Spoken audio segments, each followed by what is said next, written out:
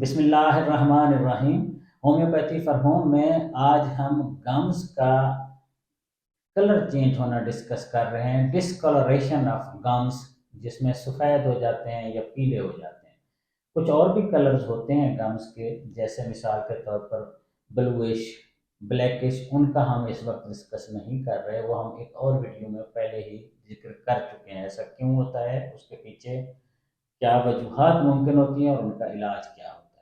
لیکن یہ کیفیت بہت زیادہ عام ہے آج کل، کہ انسان کے بچے بڑے، خاص طور پر خواتین میں، کیونکہ ان کے یہاں بلڈ کی کمی ہو جاتی ہے، تو گمز ایک تو یہ ہے کہ اس پہ سفید دھبے بنتے ہیں، ایک یہ ہے کہ ویسے ہی سارا یلوش سا ہو جاتا ہے گمز کا ایریا، اور وہ بہت عجیب لگتا ہے، انسان کی پرسنالٹی اور شخصیت پہ بھی اثر ڈالتا ہے۔ در حقیقت وہ ایکسپریشن اور مینیفیسٹیشن اور اظہار ہے کہ اس انسان میں آئرن کی، بلڈ کی کمی ہو رہی ہے۔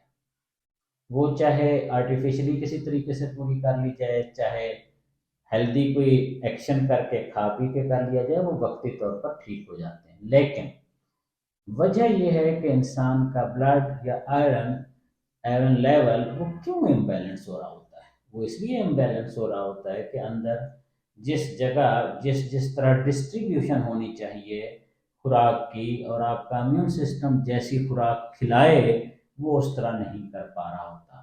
تو اس کی دوائیاں تو کافی ساری ہیں، 13 کے قریب ہیں، لیکن جو میڈیسن میری سمجھ اور تجربے میں بے پناہ مفید ہوئی ہے، یعنی مور دین 70% پیشنٹس کو اس دوائی سے فائدہ پہنچا ہے، باقی 30% پیشنٹ کو دوسری دوائیوں سے ہوا ہے۔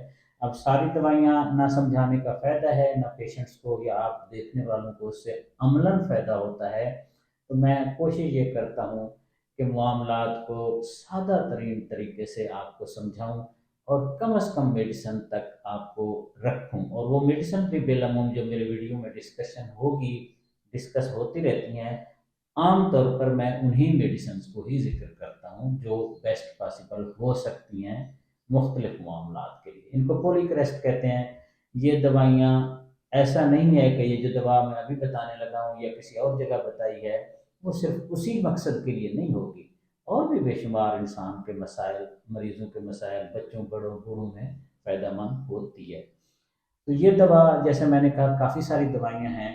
پہلے میں ہومیوپیتھک ڈاکٹرز کے لیے عرض کر دیتا ہوں، آپ نے کس طرح ریپیٹری میں اس کو دیکھنا ہے۔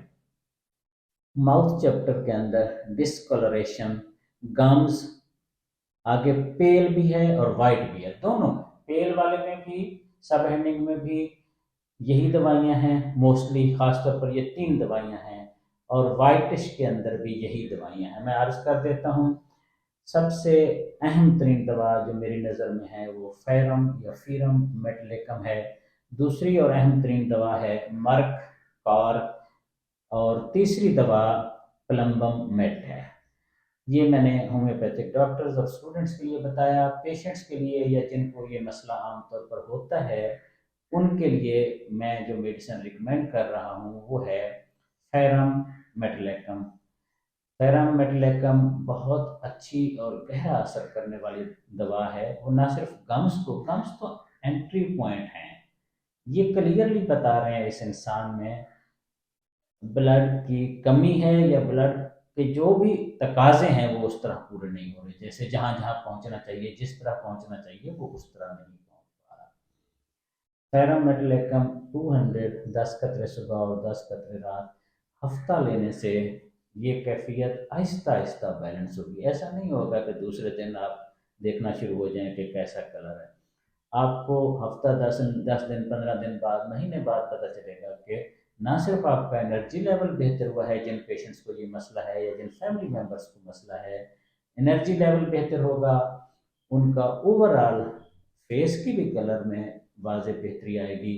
مطلب یہ ہے کہ جو ایک رونق ہونی چاہیے چہرے پہ، خون کی کمی کی وجہ سے جو رونق کم ہو چکی ہوتی ہے یا ہو رہی ہوتی ہے، وہ بیلنس ہونا شروع ہوگی۔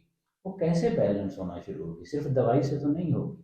دوائی وہ کرائے گی، یعنی وہ خوراک کھلائے گی جو آپ کو کھانی چاہیے، اس خوراک سے وہ ہٹائے گی جس خوراک سے آپ کی ہیلتھ ڈسٹرب ہو رہی ہے، آپ کی نیند میں فرق لا سکتی ہے، آپ کے پیاس میں لا سکتی ہے، آپ کے سونے جاگنے میں، باقی بہت سارے فیکٹرز میں تبدیلیاں ہوں گی، جس کے نتیجے میں آپ کے اندر صحت کے معاملات واضح بہتر ہوں گے انشاءاللہ۔ پروردگار ہم سب کو اپنی امان میں رکھے۔ شکریہ۔